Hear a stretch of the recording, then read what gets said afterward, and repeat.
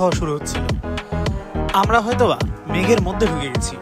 বান্দরবনে এরকম দেখেছি, মেঘের মধ্যে ঢোকা মাত্রই বৃষ্টি শুরু হয়ে যায়, মেঘ থেকে বের হলে বৃষ্টি কমে যায়। কিন্তু এখানে এই ধরনের দৃশ্য দেখব মোটেও ভাবতে পারিনি। আমরা তখন আশ্রয়ের খোঁজে কোথায় একটু দাঁড়াবো সেই প্ল্যান করছিলাম।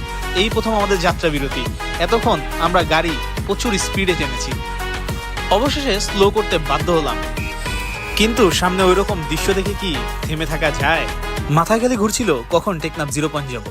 আবার টান। এবার পূর্বের চেয়েও বেশি গতিতে আমরা ছুটে যাচ্ছি টেকনাফ 0 পয়েন্টের দিকে। কি আমাদেরকে থামায়? আপনারা একবার ভিউগুলা দেখুন। এই ভিউ দেখার পরে কি মাথা ঠিক থাকে?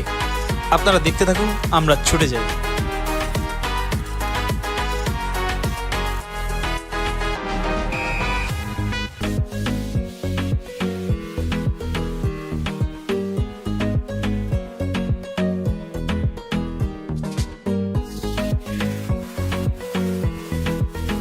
ওয়েদার কিছুটা ভালো হচ্ছে, আমাদের আনন্দের আর সীমা নেই।